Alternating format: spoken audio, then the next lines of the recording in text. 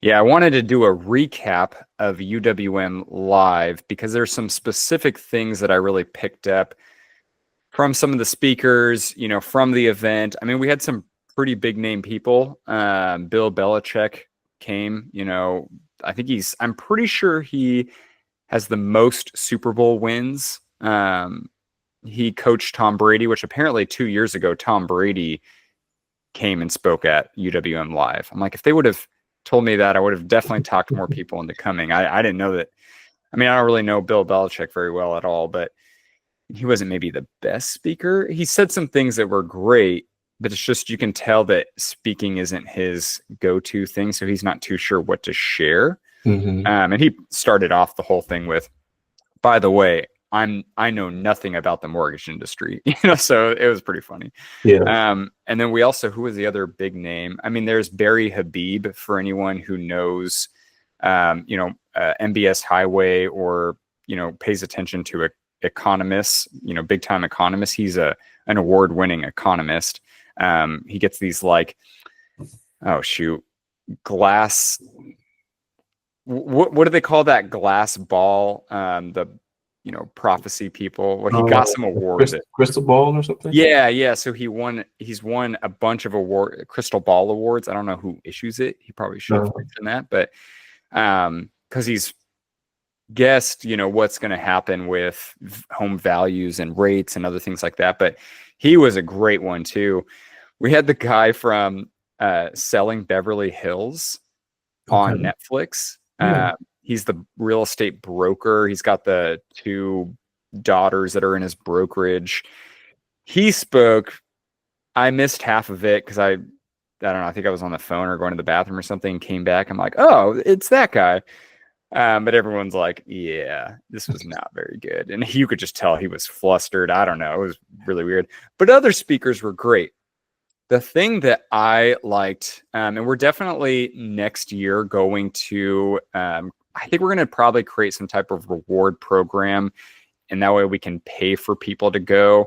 But I'm definitely going to be talking it up a lot more to try to get everyone to go, because it really was a great event, great networking. I mean, even just, if there's ever an event to go to, that was definitely the event.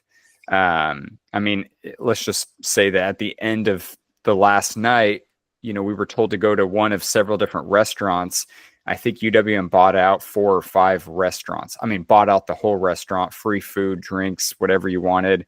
I mean, it was pretty amazing. And just great to network with people, fun time.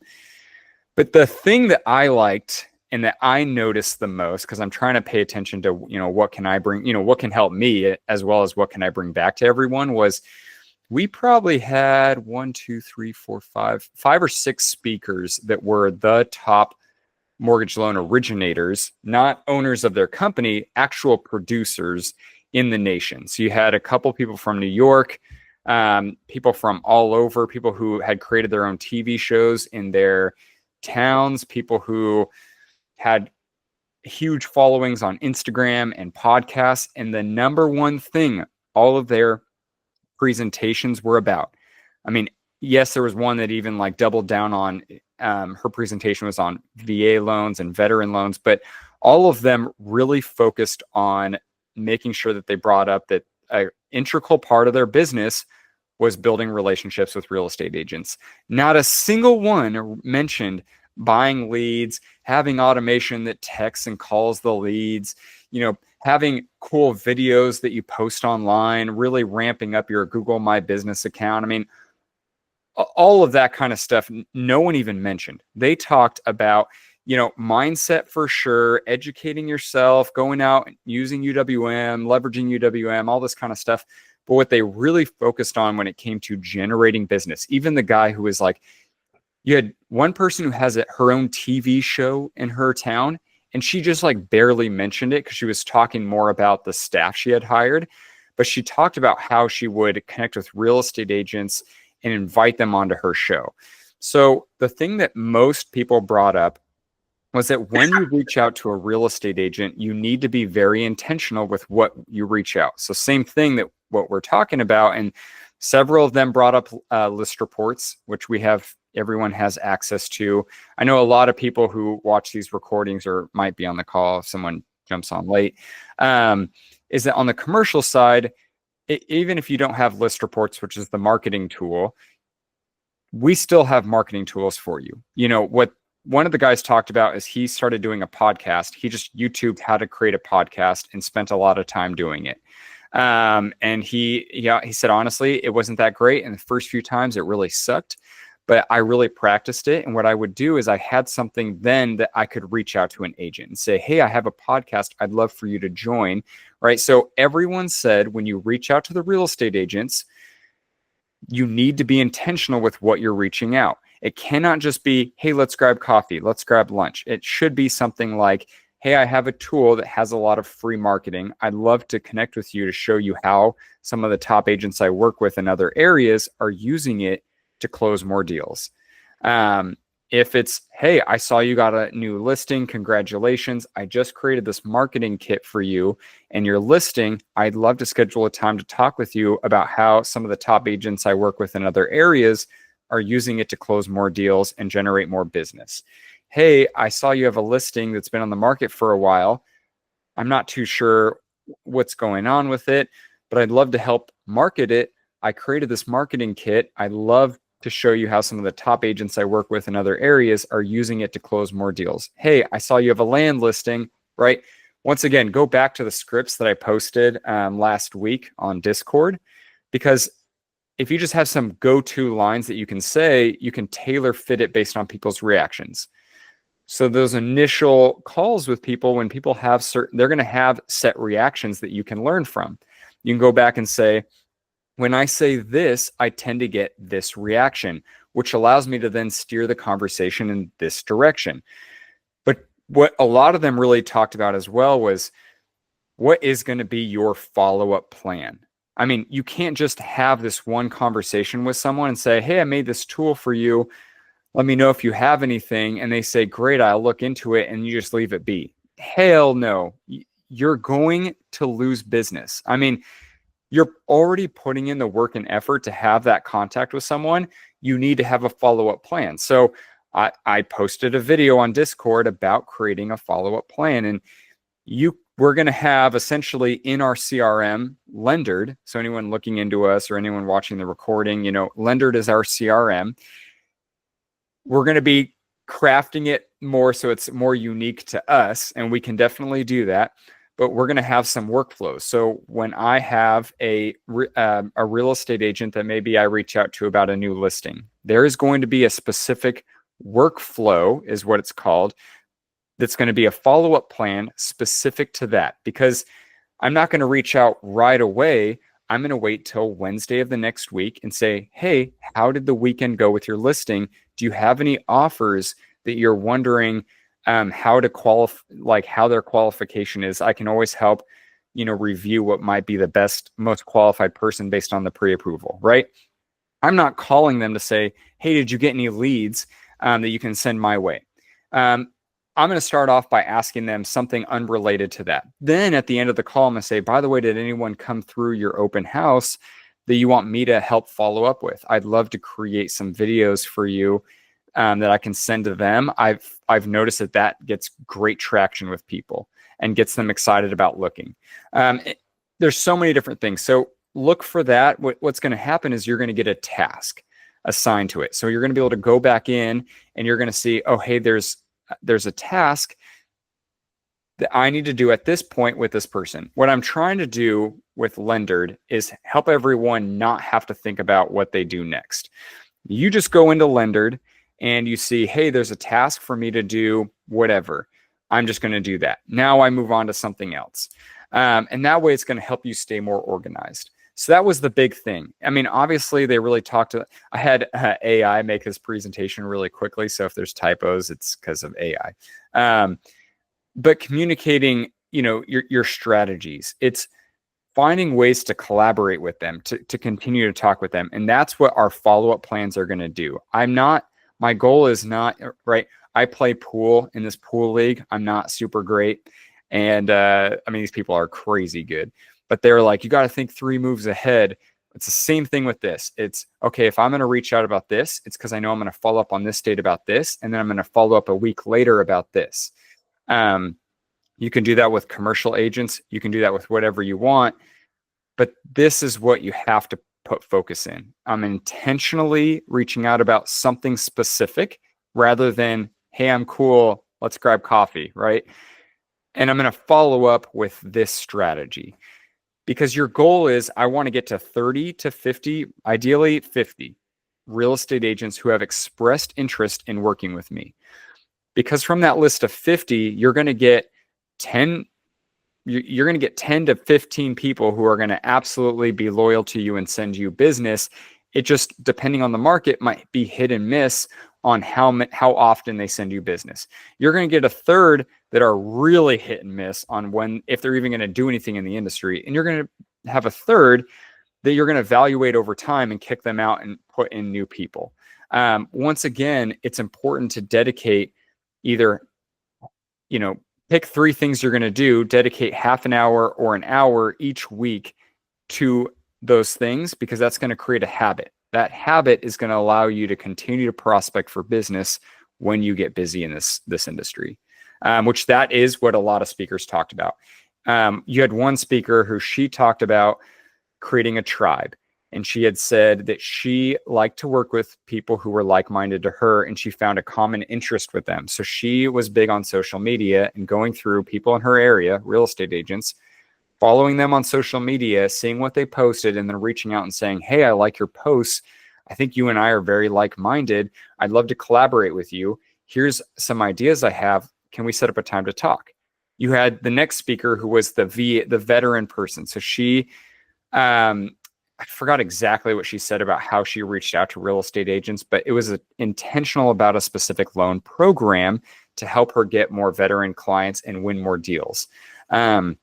Next guy was, what was he? He's like the British New York loan officer, but he created an Instagram and a podcast. And just, he would invite people to come and collaborate with him. And then from there, he had a strategy, a follow-up strategy. You had another guy who had list reports. He also had some other tools that we're working on, seeing if they're worth implementing, but we probably will implement them. But he would call agents and invite them to those tools. And he would have a whole list of tools to say, which one of these sounds good for your business and how I can help you. But he had a specific follow-up plan, and that was his whole presentation. You had another guy, pretty much same thing. So here's, creating the follow-up plan is huge. Creating a tailored plan for people, tracking interactions with people.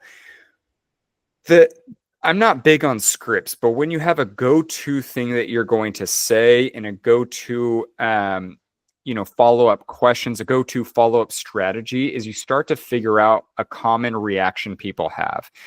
Like I like to say things like, I work with I'd love to show you how agents in other areas are really using this to close more deals.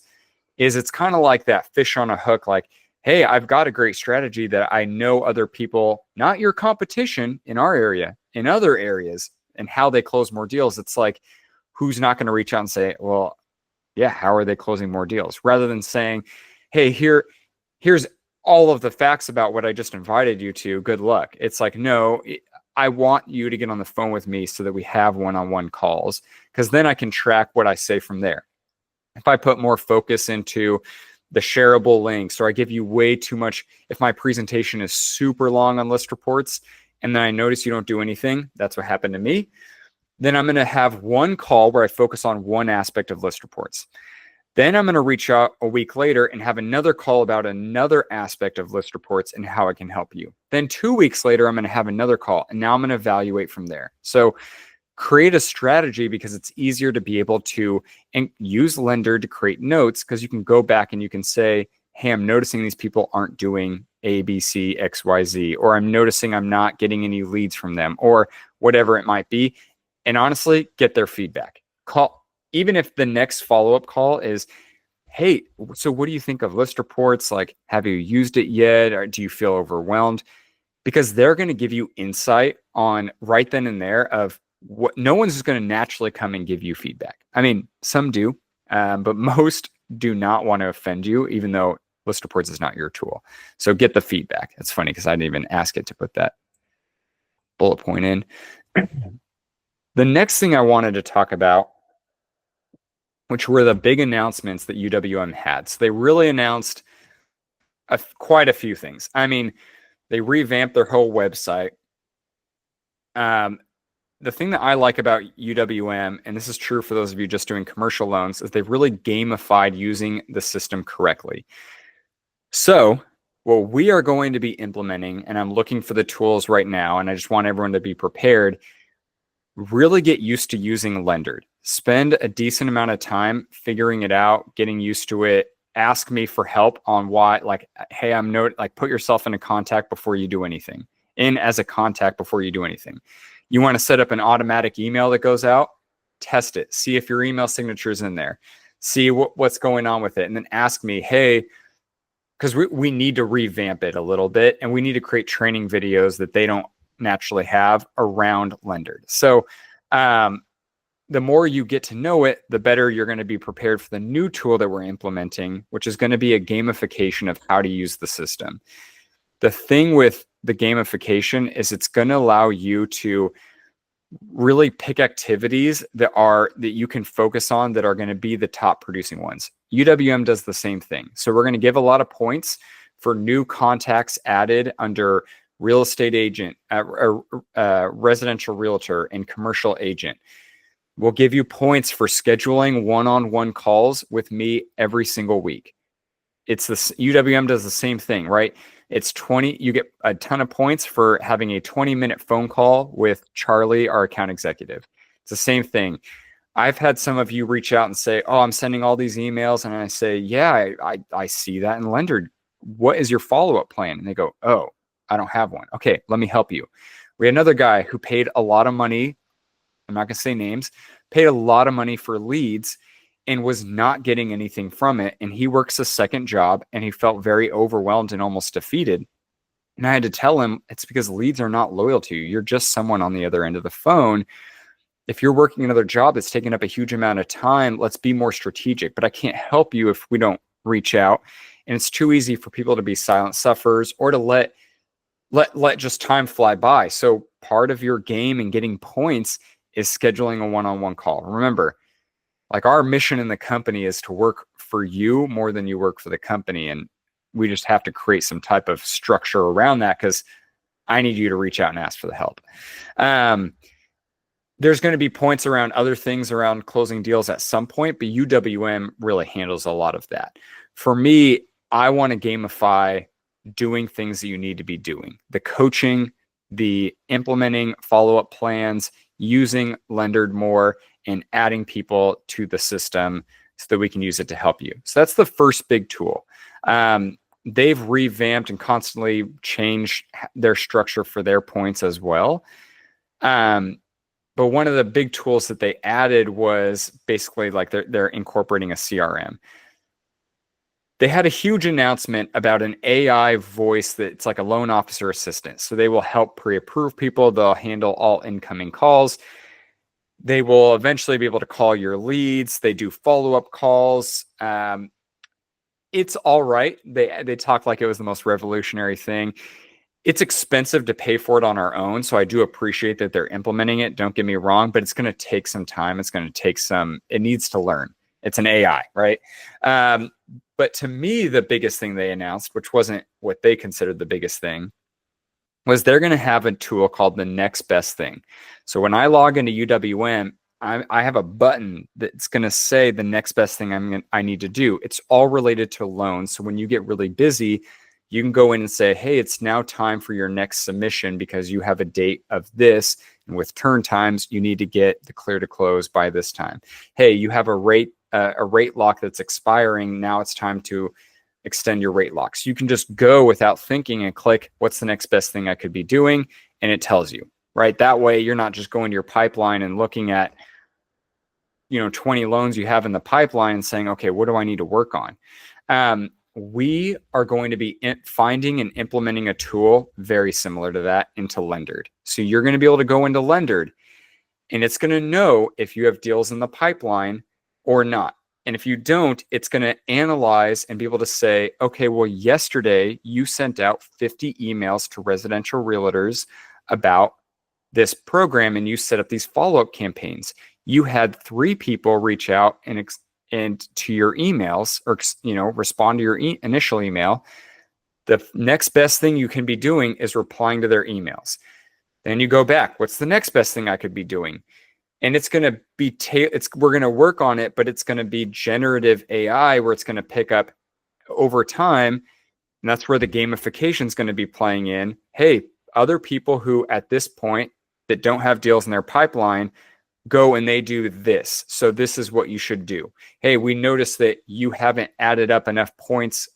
You haven't maxed out your points because you haven't scheduled a one-on-one call with Cameron or with one of our other managers. And we have other managers who come on board.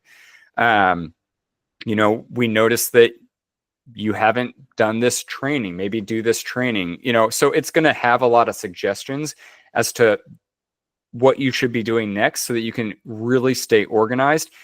It may even get to a point where it's like you already spent 2 hours on prospecting. Now it's time to go back on your other quotes and give them a call to see how their home search is doing. I did talk with UWM, and there might be a way where we will integrate it with their platform as well so that it works with each other. It'll say, hey, you should go to UWM now, right? This is all coming. When will it come? I'm not 100% sure. How perfect will it be? Not perfect. So, but it will be an amazing tool and resource. It's just, I want everyone to understand that the more feedback you give us, the more we can improve these tools. But yeah, gamifying out, I don't know why it adds more slides. But also, if anyone wants any of these cool presentations made, just give me a really long prompt in the color scheme you want, and I can make any presentation. So if you're going to go into a Keller Williams office to teach a class, I have AI make this. They're really nice. There's like tons of different color schemes you can choose from. But yeah, so we're going to have a lot of this stuff, but it'll find the motivations. This slide's funny. It made this image and has a bunch of spelling errors. But what's nice with these tools that you have to think about is you don't have to be the tech savvy person. I'm not going to be the tech savvy. I'm going to get people to integrate this for us, but I'm going to give it specific. I'm going to give them a lot of ideas of what I want it to do. I want it to analyze people who are closing a lot of deals. What is the typical habits they have? What points do they get the most? So that it can correlate that with what you should be doing next. That way, we're working as a team and being collaborative with each other through the system. But I can only do that if I give the people who create these tools feedback and recommendations so that they can give the AI feedback and recommendations. Last thing I wanted to talk about is it's very interesting. We are starting to see where rates are coming down a bit. Barry Habib had really talked a lot about the interest rate market and what's going to happen with interest rates. And he really believes towards the end of this year, early next year, you're going to see a sweet spot where rates are going to come down, where you still get paid at 6% to 6.25%. Because he said from there, there's about, if every loan officer closed in the United States closed the same amount of loans, we could each close, I think he said like 60 loans a year. Each and every single one of us, 60 loans a year, making 2 to 2.5% commission. So 6 and 6.5, 6.25, because you're going to get a lot of people wanting to refinance. You're going to get a lot of people who can afford to buy that will be able to buy. Don't pay attention to rates. It happens time and time again where we get caught up in this industry and we're looking at rates a lot. We're seeing where are rates at, and then we're getting someone who's interested in buying, and we're saying, dang, rates just jumped up this morning. Don't worry about that. Remember, focus on the payment, because I had it where I would have quoted someone just below 6%, but I had to quote them 6.875 without me making any commission. And I was so worried about giving them the payment because I hadn't asked what payment they wanted first. So when I asked, hey, what kind of payment do you want? They actually were okay with higher than where rates were at. So once again, just don't worry about the rates. Focus on the payment and getting people the goal that they want, because that's going to be the biggest thing. Focus on communicating what value you can add based on their goals that you ask. That was another big thing people brought up, is focus on what the client wants. That is the biggest sales advice you can have, is just focus on what the client wants. Hearing some of the numbers of that people close and thinking about the average commission you can make on some of these deals, thinking about 3 to 4 deals a month, 2.25% is our compensation plan. With taxes and everything, you're making 1.5 to 1.75. Average loan amounts are pretty high. And so just spend some time dreaming a little bit. This is what I have to do with real estate agents on a daily basis, because a lot of them get very frustrated very easily, and that's okay. And I tell them, if you're finding yourself quitting on activities a lot, then you need to go back and spend an equal amount of time dream building as you do working on activities, because it's going to keep you motivated. It's also going to give you some perspective. When you start to realize that you make a lot more than doctors do sometimes, most of the time, not every doctor, I'm sure plastic surgeons don't, but when I think about what my dad made as a kid's dentist, the only kid's dentist in our hometown, and I think about what a lot of people who have been in the industry can make and often do make, I crush him. And that's crazy to think that I'm going to make that in the first month or the second or the third. My sister, who's a real estate agent, I told her that, and she just was like, that is mind-blowing to me, because the perspective on that's amazing. Because she's like, I didn't even think about it. I get frustrated with myself and realize, she's like, I think she's now on her 3rd year in real estate. Of course, like, she came in right as rates jumped up and the market started to take a dive. But it's like, he did 6 extra years of schooling after his undergrad. So he did 5 years of undergrad, 6 extra years after that. And she's only 3 years into the industry and expecting to make more than what he makes. It's like, not going to happen. It could, but we need to have a perspective change. It's not going to happen if you keep quitting on the activities. So spend an equal amount of time dreaming and really envisioning what that paycheck could provide, because it's going to help you focus on the activities.